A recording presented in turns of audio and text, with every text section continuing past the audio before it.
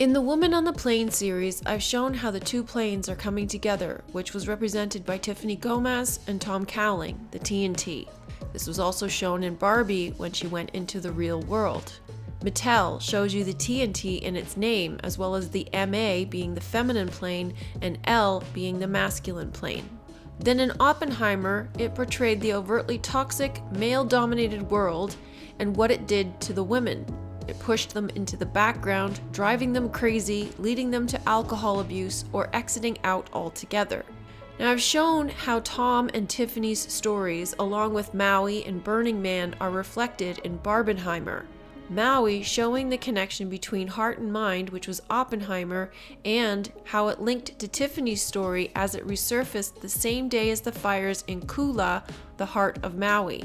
Maui and Burning Man were the manifestations of Oppenheimer, which is allegory for the atomic explosion in the head that comes from the Kundalini connection within.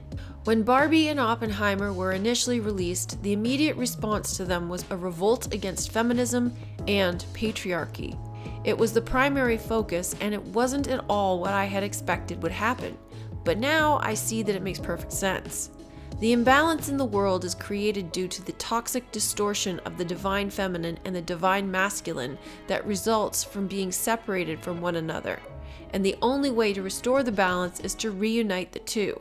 And this was what was being shown in these stories. So what is happening externally right now is a result of Barbie kicking the hornet's nest of patriarchy, and it's the start of TNT. Things are going to come to a boil and explode very soon, Oppenheimer style. This video is made possible thanks to the generous support of TrueLove Members. If you'd like to become a TrueLove member, go to TrueLove.com/membership to access additional content.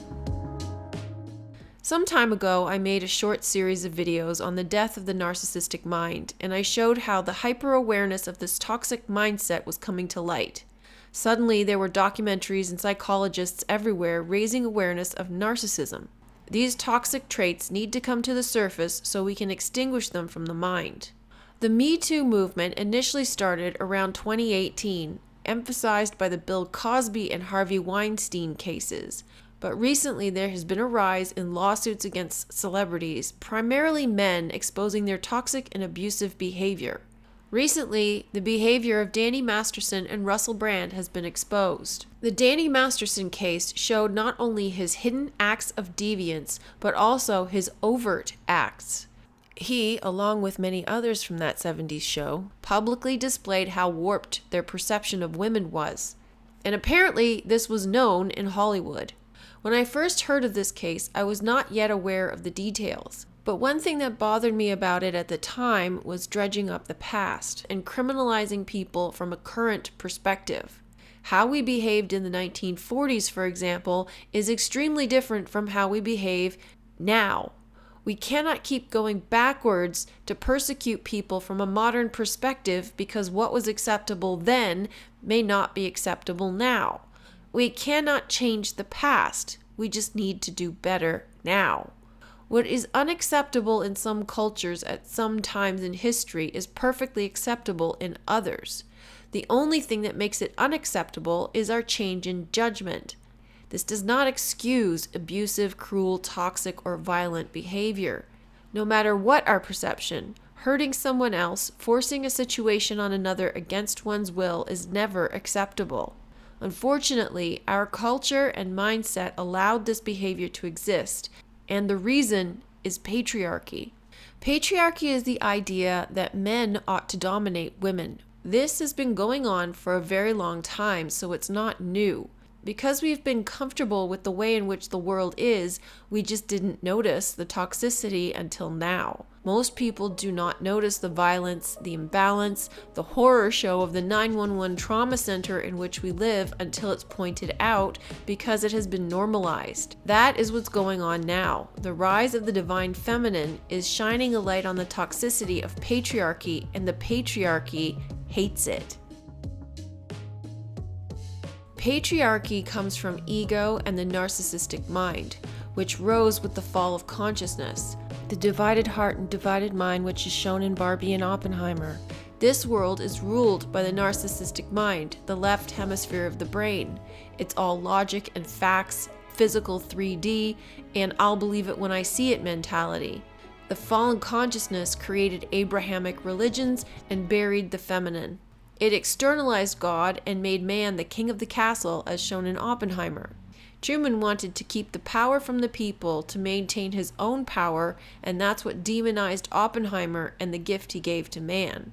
We are at the point now where the divine feminine is rising, the plane of the other world is colliding with this world and upsetting the status quo because it must happen in order to restore the balance, the uniting of the two.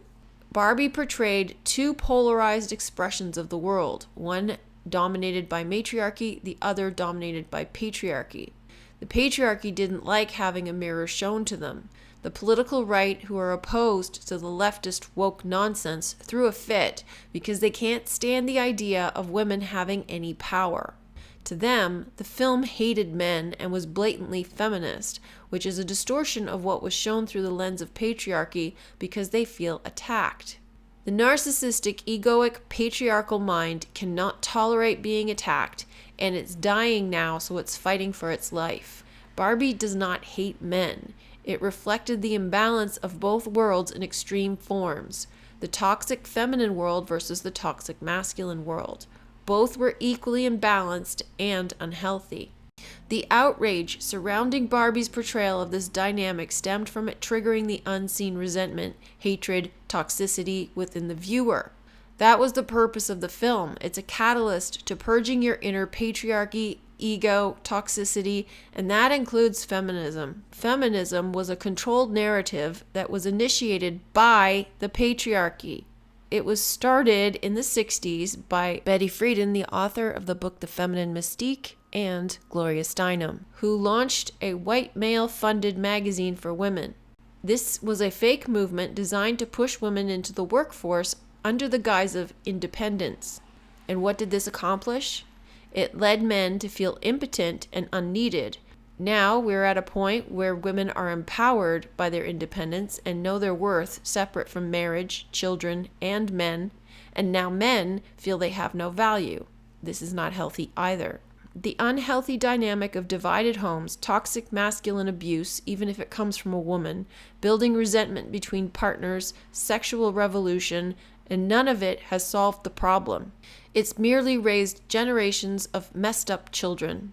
We have impotent men who have no idea how to treat a woman, who are lazy, manipulative, grown babies expecting women to do everything for them, including earn the money, and the women do it. This gave rise to the incel and MGTOW movement, a generation of men who are at a loss because they cannot find a partner, but instead of looking at their own behavior, they blame women for it, which is extremely toxic. The latest season of Love is Blind is an excellent demonstration of what's going on in the world right now in the battle between the sexes. Love is Blind, as I've mentioned before, is a microcosm of the two worlds, men on one side of a wall and women on the other. They talk to each other through the wall, then choose a partner they want to marry at the end of their month-long trial together. It's an intensified relationship dynamic that is unhealthy, and it projects a quick fix solution for those who are fed up with the tediousness of dating because dating today is so messed up. Love is Blind Season 5 showed the most toxic men ever. The women weren't much better, but the men were absolutely vile. Narcissism, blame shifting, verbal abuse, bullying, projection, gaslighting, deflection, manipulation, just to scratch the surface of their toxic behaviors, were demonstrated this season. But what disturbed me most was how many reviewers, many of whom were women, some of whom were therapists, failed to see the abusive toxic behavior unless it was obvious. And they excused it away. The tolerance of abuse by women and therapists was astounding.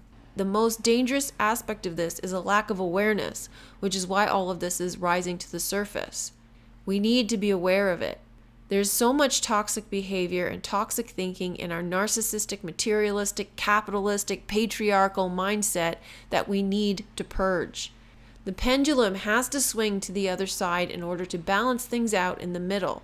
The only way to recognize this imbalance is to expose it through contrast. This past week, I've been bombarded with videos from people revealing the hidden toxicity of patriarchy. This is not about hating men. It's about recognizing and refusing to tolerate bad behavior and being mistreated. You cannot know you're experiencing something unacceptable until you are shown what healthy, kind, and loving relationships look like. Many of these anti-patriarchy channels are saying that the rise of the divine feminine is another form of patriarchy. But when I listen to their arguments, it's clear to me that they don't know what the divine feminine is. I think most people don't, and that's why we're experiencing this purge. As I said in my Barbie Decode, the imbalance is necessary in both worlds in order to give rise to the awareness that something is wrong here, so it can return to balance, wholeness. True love is not possible in a world that is imbalanced. In order to have true love, you have to reach that balance within yourself. Everyone has been immersed in this imbalance, and it's time to set the balance right. There's a rise in women being single because they're no longer willing to tolerate men's abuse, laziness, and entitlement. It appears to be called the Decenter Men movement. Women are realizing that as a result of patriarchy, that they've been overcompensating and doing too much. So now they're becoming truly independent. They have their own homes, their own income, their own lives, and they're not interested in having a man. They're finding that they have more free time, more money, and more fun without worrying about men. Men, on the other hand, are suffering from loneliness, and many are floundering in the incel MGTOW manosphere communities. It's likely that the Decenter Men movement was initiated deliberately as part of some feminist agenda. However, it does have merit. The way in which it's labeled and put forth, however, is drawing some criticism and backlash from a wide range of people who are upset about women not wanting to have relationships anymore. What business is it of theirs what someone else does? For the most part, the Decenter Men movement is about women putting themselves first and wanting a man who adds to her life rather than draining it. Agenda or not, this must happen as it's a manifestation of the toxicity in this imbalanced world as it flips. In the Barbie movie, Ken claimed to love her, but Barbie was criticized for not giving him any attention. But what independent woman wants a wet mop like Ken, whose sole purpose for existing is to please Barbie? Ken needed his own identity, and that's precisely what Barbie told him. Will Ferrell was worried about the disastrous consequences that would happen if Barbie was let loose in the patriarchal world, which I pointed out in my Barbie Decode was due to his fear of what would happen if matriarchy took over the real world, just as patriarchy was taking over Barbie Land. This was also a statement about what the movie Barbie would do if it was let loose in this patriarchal world, and this is the result. What's troubling is the number of men and women who are convinced that we do not live in a patriarchy simply because women have rights now, women have jobs now. But as was said in the Barbie movie, we do patriarchy well, we just hide it better. What better way to hide it than to convince people that it doesn't exist? There's a lot of hidden toxicity, patriarchy, sexism, and other distortions that have to be addressed in order for it to be purged. So Gloria's speech in Barbie that ultimately broke the spell of patriarchy is exactly what is breaking the spell of patriarchy in our world. The only way we can burst the bubble, break the dome, or shatter the glass is to break the spell.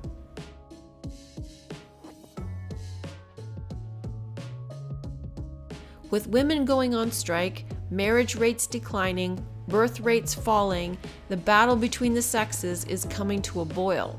It's about to spill over and explode. These women do not hate men. They hate the way they've been treated as a result of patriarchy. They want their men to stand up, respect themselves, and respect the women they claim to love, to participate in the relationship with their partners, to see them as equal, to romance them, love them, talk to them, connect with them, and fill them up with love and affection rather than drain them of energy and emotion. They also want them to take responsibility for their families and their children, for their share in contributing to the running of the household, and to stop acting like selfish, entitled children expecting the women to handle everything because even though she can, she doesn't need to. She doesn't want to, and nor should she have to. The way these women are going about this is to take back control, focus, and self-respect. They are drawing hard boundaries around what they will no longer tolerate. Women have been giving too much, too easily, and men have been taking too freely. Decentering men for women means no longer making men the center of her life. Women are making themselves the center of their own lives, which is what men were doing the whole time while taking women for granted. Most of these women are open to a loving relationship with a man if he respects her, takes care of her needs, and genuinely loves her, rather than sucking the life out of her. Many are opting out of marriage and relationships entirely. The pushback from many men who enjoy the benefits of patriarchy is resentment. The message from all of this should be that we ultimately can come back together with love, appreciation, and respect, but also taking accountability and responsibility for our own territory, our own garden. Things will only get worse before they get better, but all of this is because we are searching for true love. All of this is about taking care of ourselves first. There's a lot of invisible pain, hurt, or trauma that will be rising to the surface. Even if you think you were aware of it, even if you thought you were tending to it, addressing it, healing it, there's going to be more. If you think you're not affected by the patriarchy or trauma of this world, you have been, and this will be shown to you. As a wise friend of mine said, this is showing us what we cannot take with us. So it has to be purged from within you. It's not going to feel good and it's not going to look pretty, but it is necessary.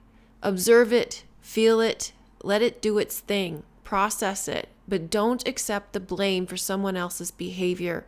And if you have in the past, know now that it was never your fault to begin with. If you developed toxic traits as a result, recognize them, thank them for helping you cope, and release them. If you need to talk to someone about it, do so. Do not blame the other person either. Have empathy for them because they only did the best they could with what they knew and what they had. If they've been toxic, then that's a result of their toxic upbringing and they didn't know any better. You don't need to confront them. You don't need to blame them. Forgive them and forgive yourself. This is going to leave you with some gaping wounds, holes left by all the needs that were not met when you were a child. Beliefs you formed from things that happened to you before you could even form a sentence. All of it boils down to not receiving the love, care, affection, attention, or appreciation you deserve. If your parents didn't get it, how could they give it to you? So now we have to figure out how to give it to ourselves so we aren't angry at other people for not giving us what we need. All of this seems so contradictory. How is it that we form a need from not getting something externally as children that we then try to get externally, but we're supposed to give it to ourselves when we learned to rely on ourselves for everything because we didn't get it in the first place? I don't think that this is really about decentering men, but rather it's about putting our needs first and healing yourself. So it's about decentering everyone else. This isn't about being selfish in a cruel way, but rather in a way that recognizes that we never got certain things as children that we have later expected to receive from others. Now we know that not only is this not going to happen, but it's not a healthy way to seek love. Instead, look at what you are denying yourself and give it to yourself. Look at how the way in which your parents denied access to love and how that affected you, and give it to yourself. So maybe you put things off because you think someone else should give it to you. Maybe you're waiting for a partner to give it to you, or you think that your parents should give it to you. Maybe you get upset with others for not giving you gifts that you really like. Perhaps you don't trust anyone, so you isolate yourself. There's endless manifestations of this, but notice them and ask yourself how you can give it to yourself. Stop putting those things off. Let others get to know you and the things that you like, and then take the time to get to know them and give them gifts that they would like. See where you are stingy and give generously without expectation. Find ways to rebuild trust slowly in others by determining the kind of friendships that you want. Listen to how you speak to yourself about what you want in life or the things that you deserve in life, and then flip it so it fills you up. In some cases, you may have a physical need. You may be denying yourself nice things or good food or a healthy lifestyle. And even on this ascension path, these things matter because it's not about the thing itself. It's about the meaning it holds for you. By giving yourself those things externally, you're telling yourself internally that you matter, that your wants and needs matter, and it helps you to move from a lack mindset to one of abundance. What's most important is what you give to yourself internally. And mainly, this is forgiveness and kindness. No matter what your situation, focus on the life you want. Don't focus on the life you never had. Don't focus on the past.